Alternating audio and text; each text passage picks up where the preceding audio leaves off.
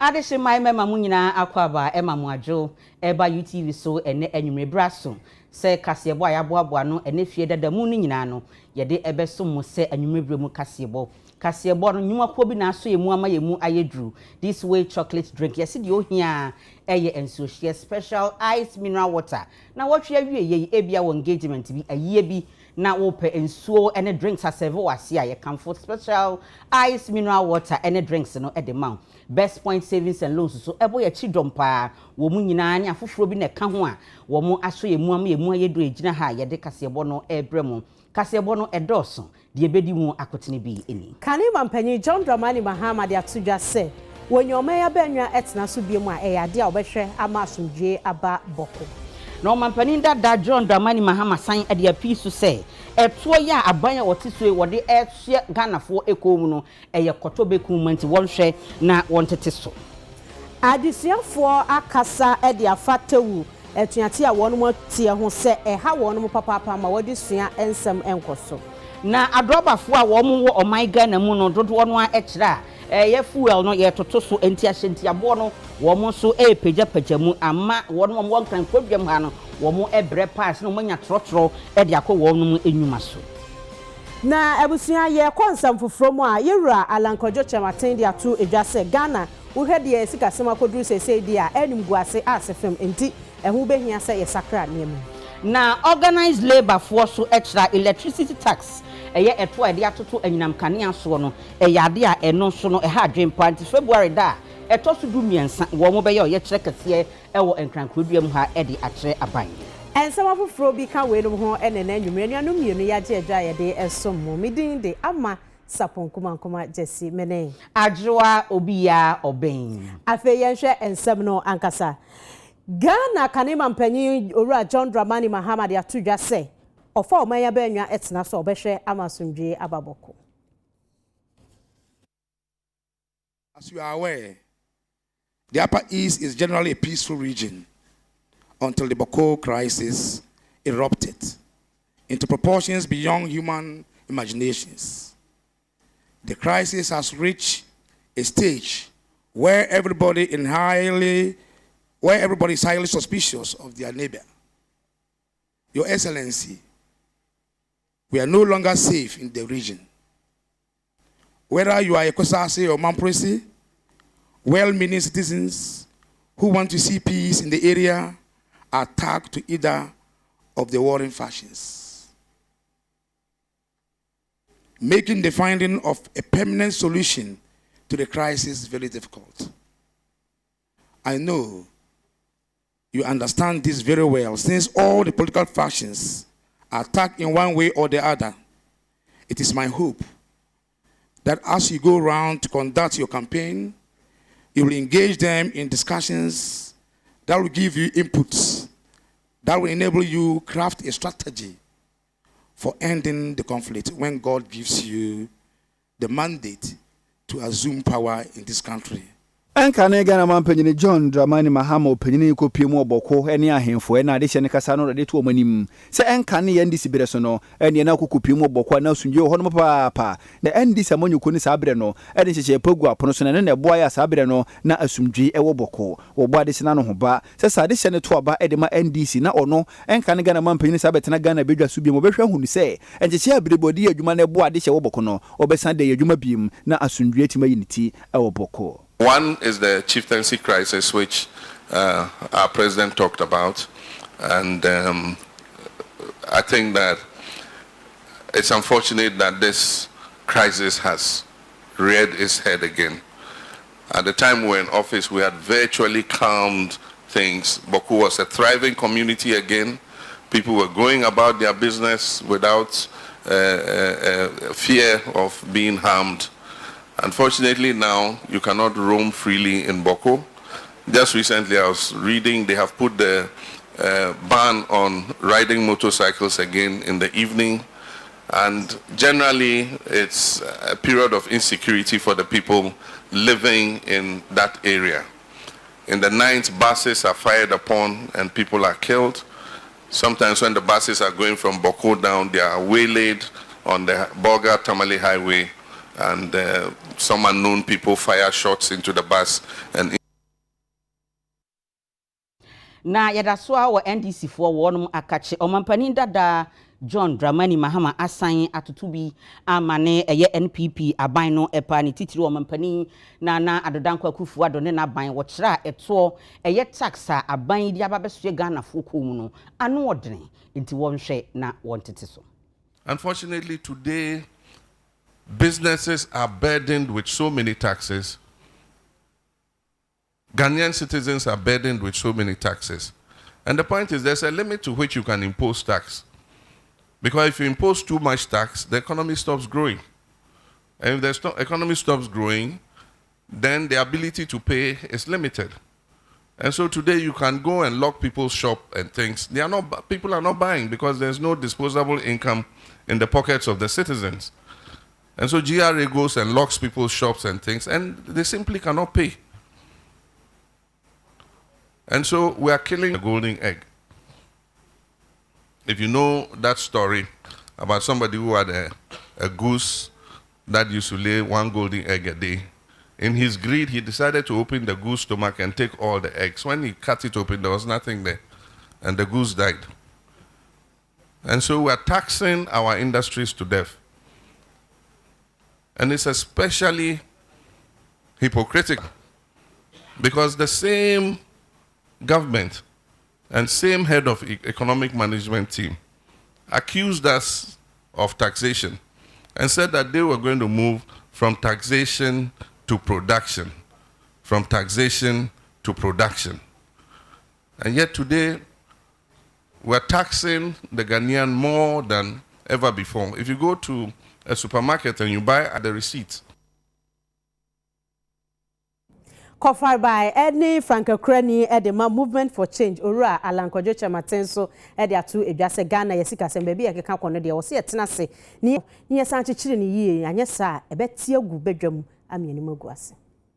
National Economic Summit yenhyemu ayikwa wondin ye ne movement for change mpanyinfo efreye yenhyemu ase no na panyinko for biode koya no chief Alankwajo Chiramante kasa wase de atudwa National Economic Summit yenhyemu ayikwa wondin ye ne movement for change mpanyinfo efreye ewon kran eni yenhyemu yi nipa dodo na ne de woni munyankoko pie mu ewase bi enyuma ayikwa mu mpanyinfo wona woka bi wom enimdifo wona onim sika mu nsemu amanyofo na Ghana fo dodo na no ene de woni munyankoko pie mu ewase dwumade ase no na panyinko for biode koya no Chief Alankwajo Chiramante kasa wase openyene kasa no wadi tudwa so ma Ghana sika ho nsem na tete apansam pa na Ghana sika ho nsem no betima ye bi me hu behia se Ghana ye hyeda pound hye ye soro nkoto ho no mo a emfa kwan so de beboa am sika ho nsem akoyi san kwan ko basa ene amanyoko bi dia ebe den se sika ho nsem ebesan ayeye biem Shemwi summita the nipa kuro from different political, so we buy introduce different political parties. Yeah, they judge themselves savvy to a mass. Yeah, no, you see, and see my input. Now, we be no political party be a potential winner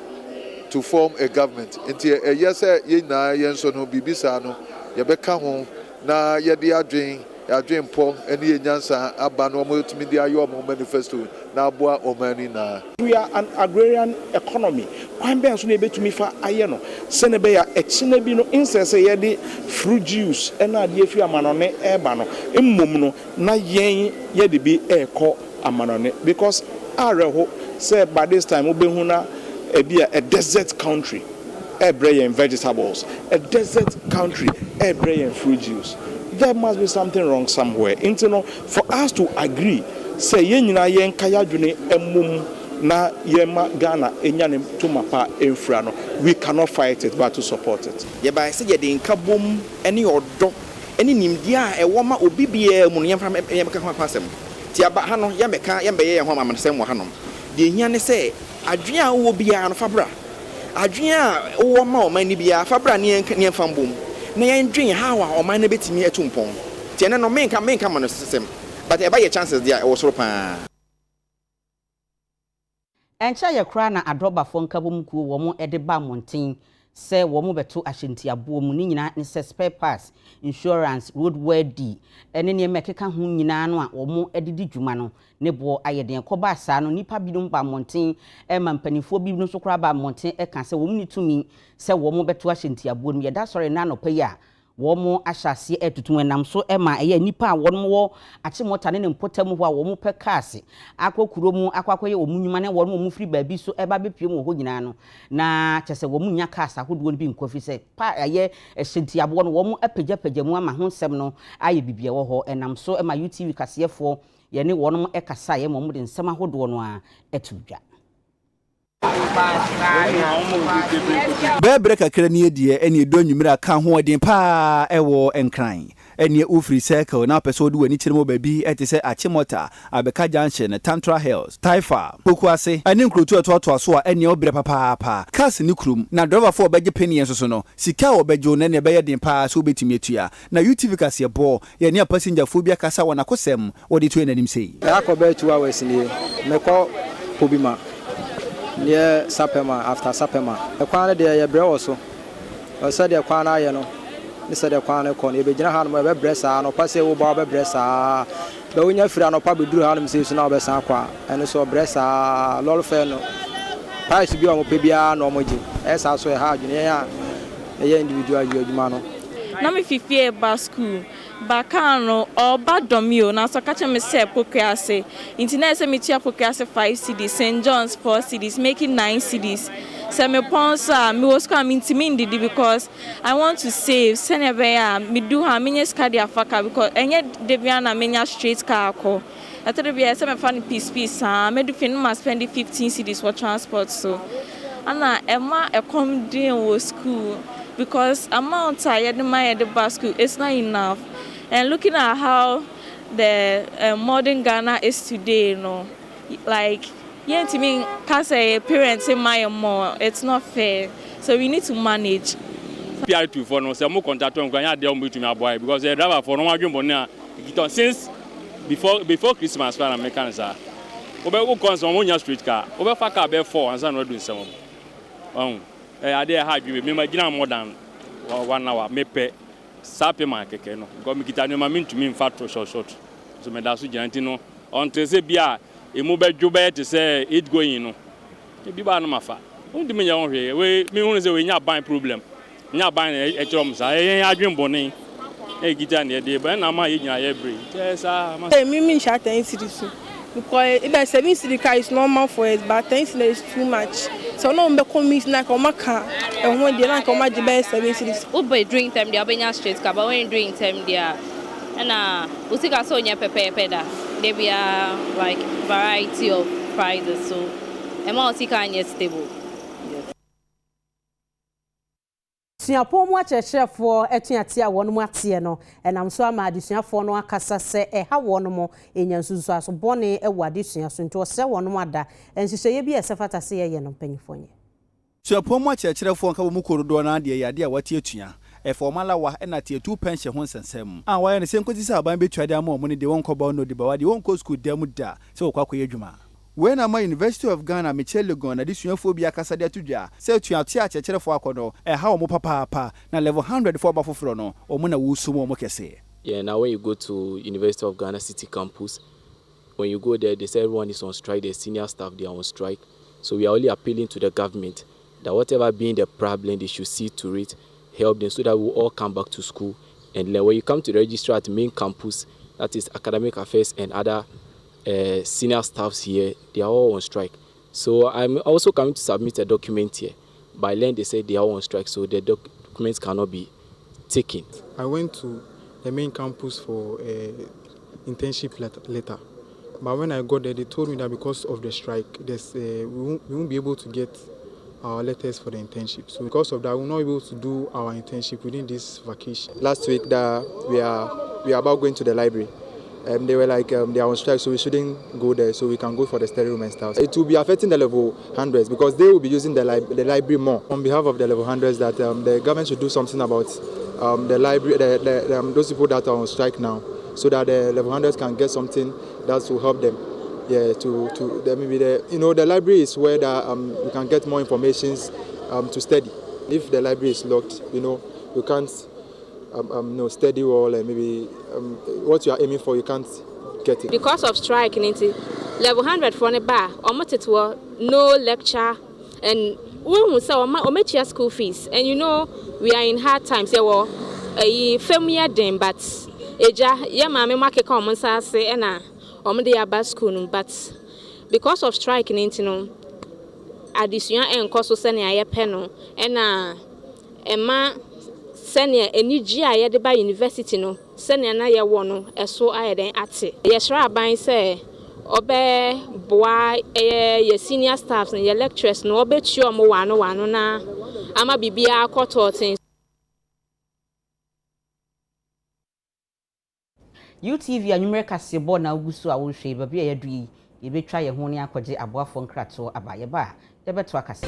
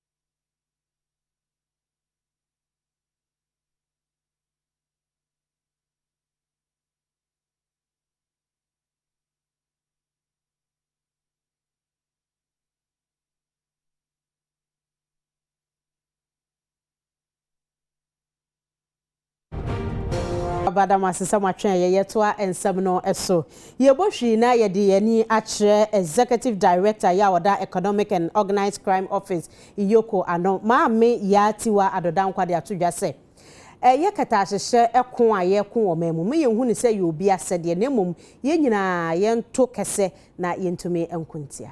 Mami ya tiwa de dankwa editu dwa se reporter corruption perception index for the page efa afim pimenu ni aduonum yensa sane katasha ne proye ema ne homne so no ha adwunye party tu ewo bra wo man Ghana ye de bebi asane be ya katasha ne proye ye betimi atu ase wo bra wo mamu aye dinyim woto aso ekiremu sem we ni de toso enan a report ya page Ghana ye twa 0 kra ewo ko a ya shai ewo katasha ne proye som na sawo share reporter corruption perception index that's for diaba ya no fa afimpienu ni aduonum yensa no ho a ekiremu se Ghana ohamu nchemu aduanan yensa pe ene enyaye ena sawuyi oman 180 si wa Ghana ye toso adioson a ya dia enso ani kra ensami wadi tudwa abra na afibia conference ye edema controller and accountant general department no na wo mu ye bi ewo kumase no wa asante mantem ha eno ena mame ya tiwa adodankwa ebisa se den pa na oman Ghana ye ni ye ntia ye je animguasie se ya we ni de toso enan akatasha ne proye ehun report ba ye kire se ye ntimi entwa bawo wasre public sector accountant for say wo mu form ho enhye katasha ne proye kono emu.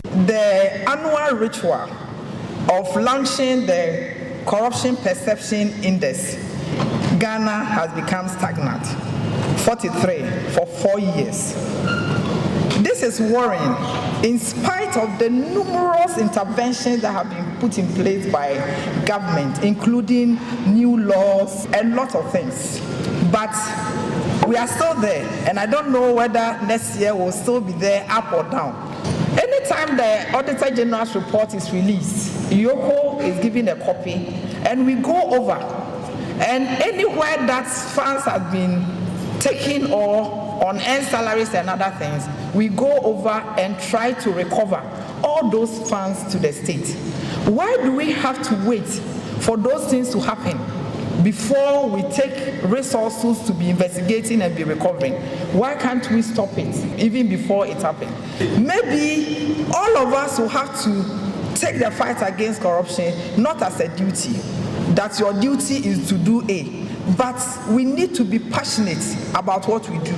passionate about getting results. At the end of the day, what you do, how is it going to improve the fight against corruption? How is it going to make the fight against corruption bad? So we need to identify the things that we have to do to help everybody, because I know that since corruption is done by human beings, it will take human beings to fight it.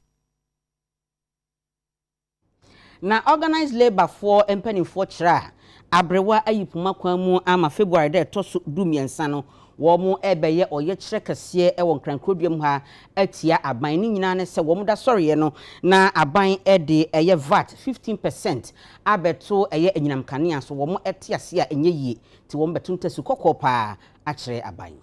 Aban ya de to eye VAT ohamu chichemu edunum 15% atu nyina monkanea ebuoso ne free VAT iba no Ghana fodoro na kasa de afa ho ye papa we ama chochoro for the trade union congress ye 2012 TUC ori Anthony Aba afren sentrofo nhie mu e won kran de atudua sesa aban anhwe na sa VAT ohamu chichemu edunum o de to nyina monkanea so no wanya mfiri ho no mu a ene busum ye wura mu ni de to so edumiensa wo te ho gumu atin so ye kira no den e de ti aban. We demanded that government should immediately withdraw that letter directing ECG and NEDCO to implement VAT on consumption of electricity for residential consumers. And then we said we will not pay it today and we will not pay it tomorrow. Now, we gave an ultimatum of 31st January, which elapsed on on Wednesday. We gave that ultimatum to government to withdraw that letter. As we speak today is 2nd, we have not seen any letter withdrawing that directive. In between the time we issued this statement and now, ECG itself has come out to say that they are not ready to even implement this kind of VAT. But that's not our matter. It's between them and their government. We have advised ourselves that this government is taking Ghanaians for granted. And so we are going to lead a very massive demonstration in all the regional capitals, the 16 regional capitals of Ghana, on the 13th of February. That will be Tuesday. That is this Tuesday's week. We have taken this decision firmly, and we have appointed a committee to plan it. We have also taken a decision that the only reason why we will not embark on that demonstration is when government withdraws, and that we are not in any position to have any discussion on anything. If government doesn't want us to demonstrate against it, they should do what? Withdraw. If they withdraw, they should inform us officially. If we don't hear any official communication on the withdrawal, on the 13th of February, all workers in this country, formal and informal, public and private,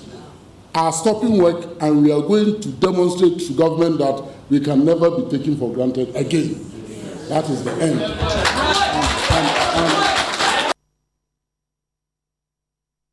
Penny Kwanchafo Fufra, ye no, our Lands Commission, Ura Benjamin Acta, the Atuja say. Edimboni ya Lands Commission womoje ewo memu no say womo de hihye egu akwan so said ebe ya ebe brase ewo abefu kwan so. He is expected to drive the transformation of government's wants for the land sector. You know, government has started a lot of reforms.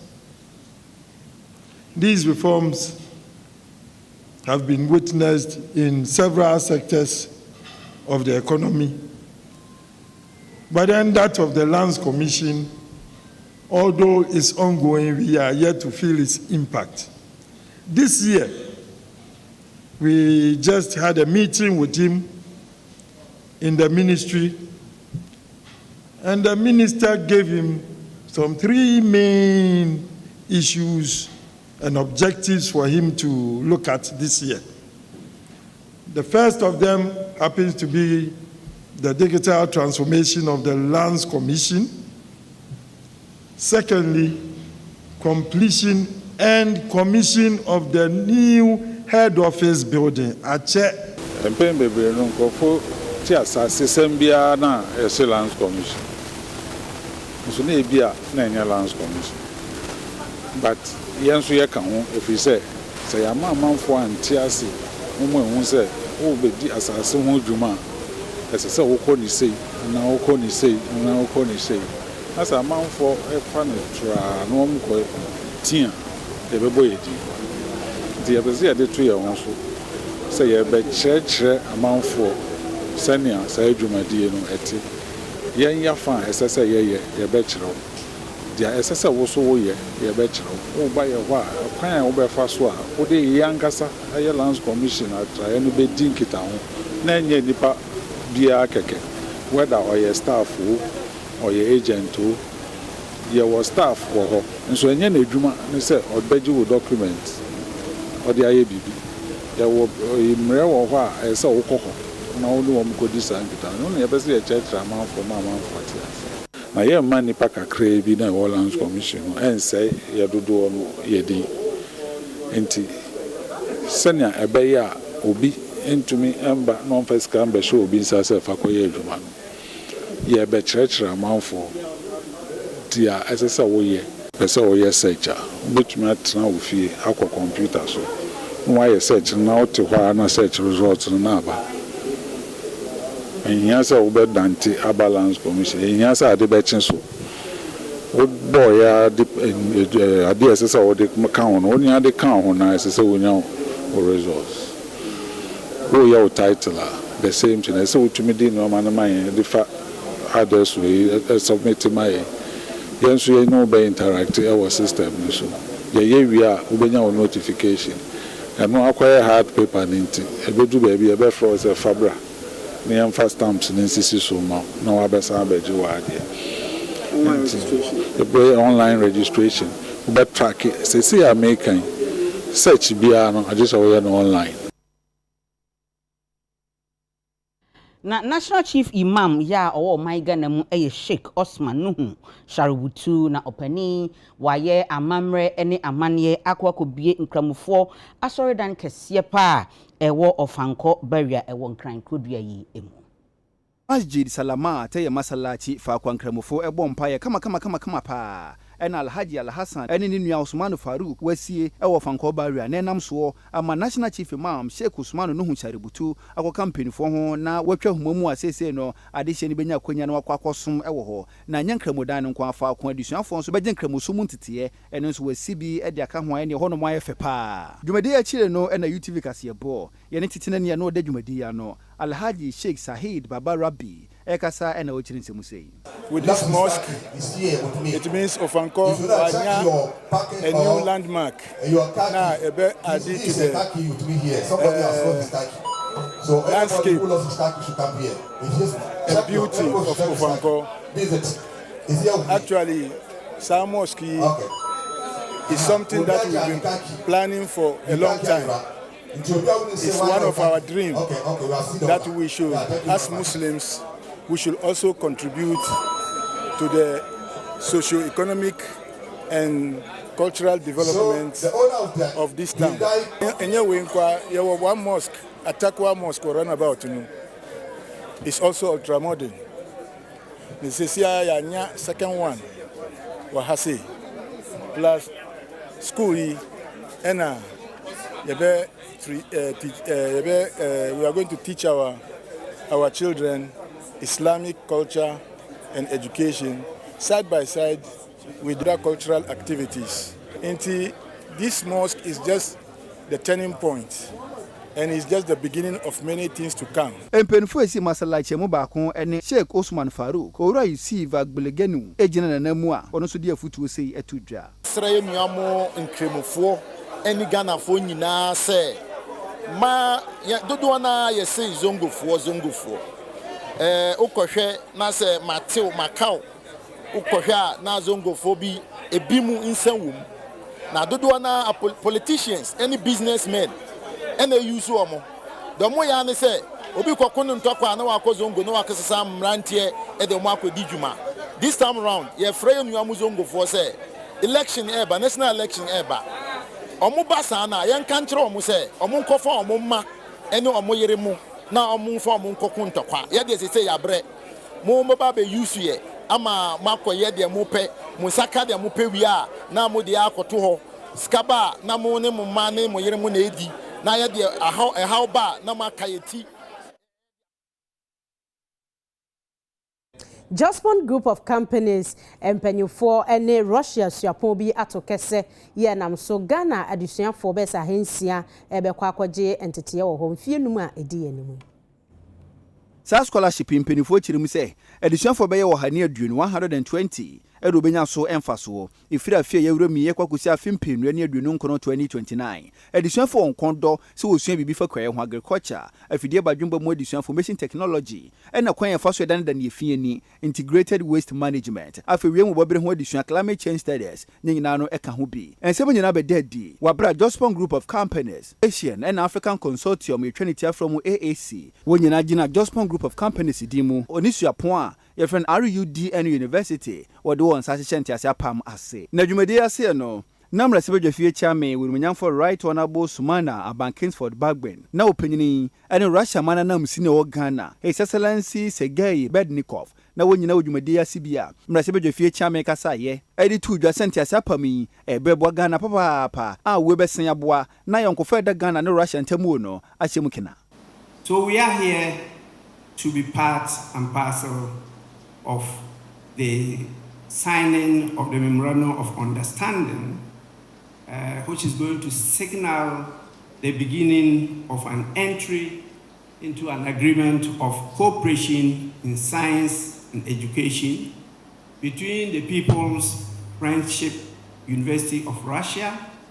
and I now refer to as Russia Federation, and Jospon Group of Companies. My prayer and true prayer is that this is the beginning of great things to happen. I want to remind all of us of the great saying that a friend in need is a friend indeed. Ghana now is at our lowest. Ghana is in need. And the Russian Federation is available and is really a friend indeed.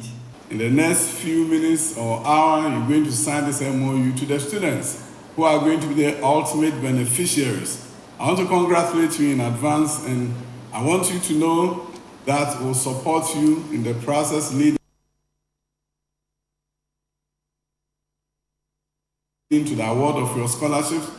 And when we get a moment, we'll come and see you off at the airport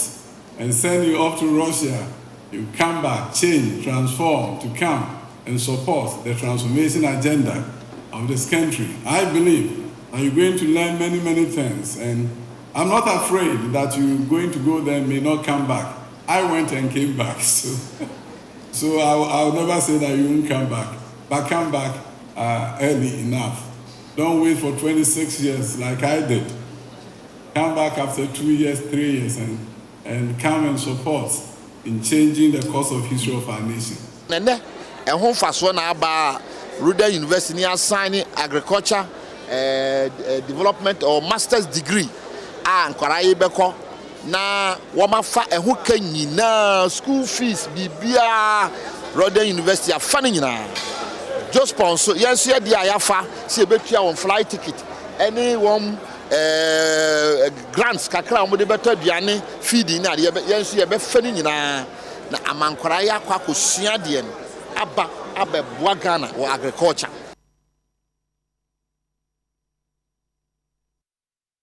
Abusianfo ye kwa kwaje nkrato etoso mienu ye ba ye beto akase bonso.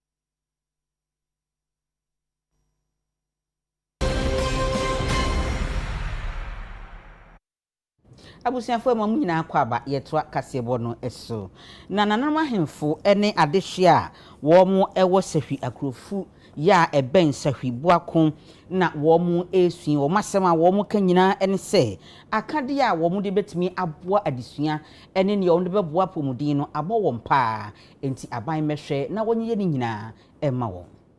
kurum ha education no akofom infrastructure se wo ha nyina mate se ayi week na your friend is saying yabai adwuma ne yanko ayi ahoɔden ntimi nyɛ nti yɛsrɛ aban yɛsrɛ opinion leaders ɛwɔ Ghana ha mom ka bi yeye sɛ baabi aduro no yɛsada yɛyam mmra no mɛsɔ yɛsɔ mɛboa yɛn na kuro nso ɛmfa communal labor ɛnta ɔmɔchi na education no ɛmu mpagya bi de ɛtɔ so mienu yɛtep compound no nso ɛno nso aka wiram Diasa, yen ye som aban no. Ye dwuma ye ene ye de hwe aban no. Asa ahoɔden ni hɔ a ɛbɛdɛ na aban no di. Ebi aduru ye sada ye sayem. Sa kurofuma ye ho kyere ye. Ye yare kra ye nya babi nkɔ yakosa ye ho yade. Ye sra aban sɛ ɔmra no mɛso yasene na ye chip compound no. Ɔmra na ɔmɛboa ha bi a wo hu bia no. Ɔmra na ɔmɛso mma ye. Pampanifo a ɔmo ka bi ye obi a no bisa wo bi. Ɔmo nyina atwa ɔmo nimla ɛmɛboa ye akrofuman ye school block no de aka nwuram sabanya meboa ya and the kwanyetimi enye the whole Ghana say we area nyina say akurafu ha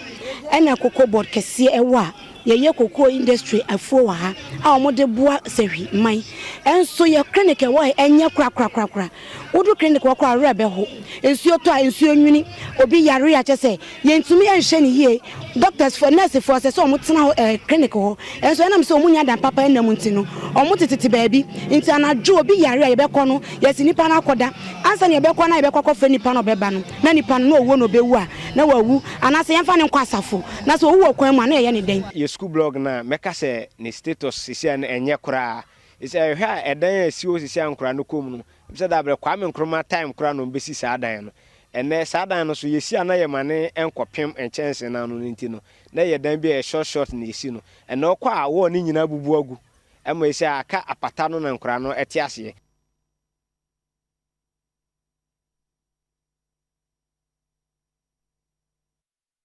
Yemo hwi nkopie mu ewo ashama na adehye a wo mo ni doku electoral area wo mo kire se emonka e wompatam eho no yen katakata so enti amanfo sebie ku sebie kronto mpanyefo manimu a obi gya nanan a wode atogota mu okekere ne ball a gota ne mu an wode to amma kankan eku mu ni titu koba ne se nsuo to a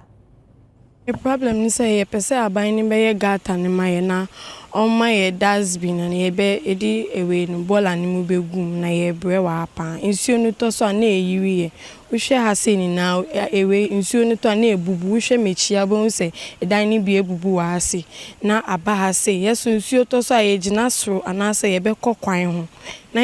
nti se nsuo ni gya ansa na ya ba na ya be sesa nsuo no wo ye dan nim nti yeso aban ni so be ye gata ni maye no omu ye toilet so maye na yesa na nkofo ba gata no be ni wa ase yentumi humi wa ya yeti gata no ho mostly enye nyina na edi bola egu gata no but ebi nso ewe kire omo di bola efi kire be gu gata no nti yesa ya yeti ba gata no ye brepa cent yentumi humi wo fie kura wo didi kura anya entimi nkwaduane ntimi nkoye ema enti no ye bre nti ya sra ban se o me boy e gata no ho na on my dustbin ene enyoma ebetimi aboa ama yetimi di bola yetimi edi bola na gum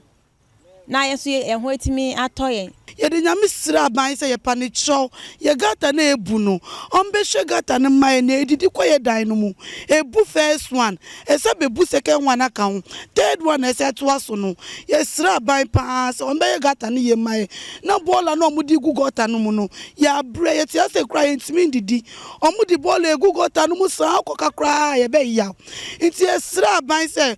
toilet ni got we bola no mudi gu gota no mai no ye bre ti esra ban so omba no be ye gota no mai na so ye gota no mai wi a yesu e be gina a stop toilet ni bola no mudi ye den omudi gu gota no no so to aye ntimi ntina this ye tam ye mba na ye pie ye be ba na e bibia sei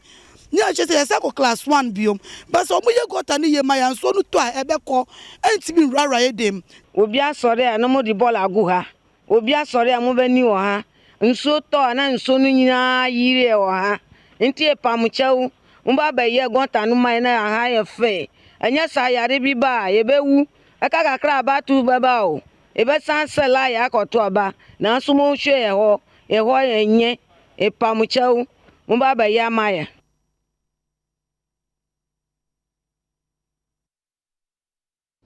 Na otitinani a Order Parents Teacher Association ano eye PTA ewo ekura e friend gada ya ewo ewutu senya East mansinimu na ekasei wo kira eye gada MA Basic School new block ya aban eye se wo si ama wo mu no aka nsinsemu wo srese aban mehwe enyi sade no mfiri wo se de be ye beboa ama adesua akoso yi ye besre honorable how akunse obatampa ene ye maame MC Anita say omuntwa omani mehwe do omu boa yen omu koso aboa yen ena omu ahye ye boss say omu baba abehwe aye extension amaye but main term because you see an population here high so we classroom a ebimu eboboso ena they are over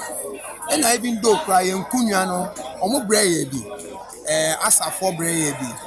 ena yenkunwa no ebi ayedeme asese it is still now ebi da so yede etifo PTA ena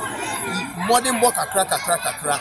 ena yetimi ayeye one of the classrooms gadaha typhoid agi gadaha to the sense nkola ni nyina mpo anya typhoid ye text na mostly ni typhoid no do so chen because nsu na ye nya no nti na ma ye problem bebre nti ye besere omumwaye pa na ye bro gadaha de ye bre nkola no so nya nsu emfa nye hwe school no nurse for omwa ha nsu bi eni ho a obi awo kanesisi a nti agi ye kofiefie ekosa nkrofo ni nsu ansa na ya boa nurse for si am kase gada se mamo kanu ye di kan si 3 minutes classroom do kama gada a ya fuo so a ya wo ye plan mu say the next 2 months plan we advert na ye sa ko to aso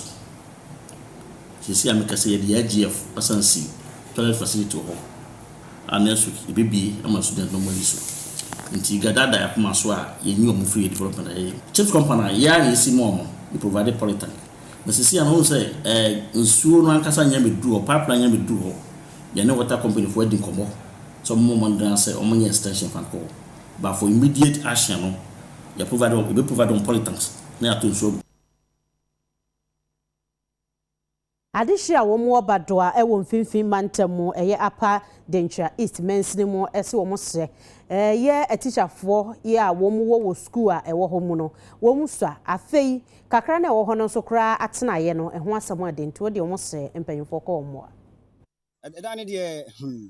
ase oba ho a ho nyina se etina abu ye bredem akrekra ke bebre ye bredem nti ama teacherfo no master na ntumi ntra ha ntumi ntra say etie no nti ama teacherfo no ekɔ ne say omo ba ha no omo ni baabi a omo te omo ni baabi a omo te nti omo ba so anata na omo kɔ ba na omo kɔ nti yesra ban say omo mesi equator my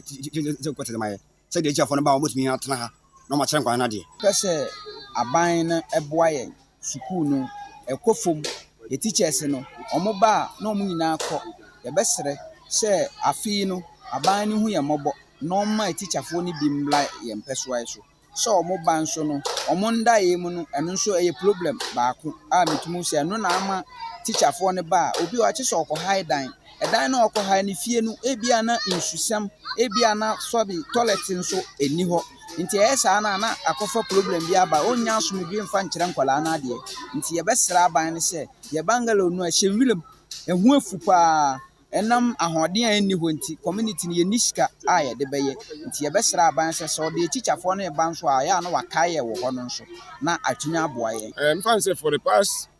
4 years in the ye but as at now ne de me nim hyehyɛ ya abama teacherfo no nyina pre transfer no mkokrum pre transfer no mkokrum they say ye school class 1 to GSS 3 no teachers e wo high 4 na hwe nkwala bebrebe we na teacherfo a asaban no omoaye na teacherfo no a omo pre transfer kokrom ni ade no omo nyina so akatua ye pe me nim the difference a ewo nya kurase a eboro so light wo ha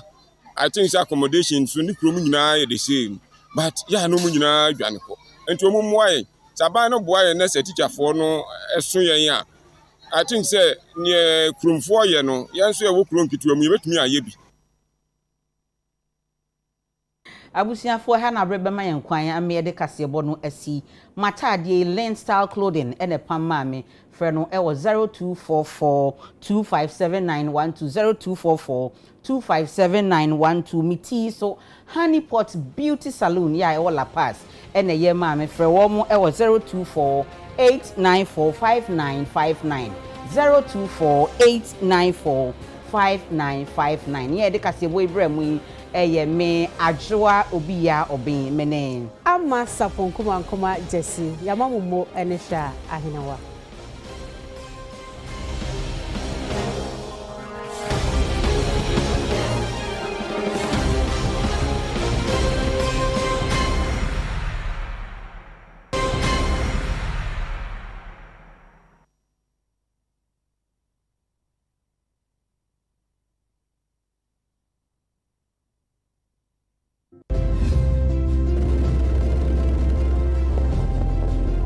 NLA 590 Mobile. Today, we will discuss how you can win cash by playing 590 on your phone or online. Visit 590mobile.com.gh or dial *959# on any handset or network and choose option 6 on the menu for PERM 2. PERMing allows you to increase your chances of a winning combination. PERM 2 gives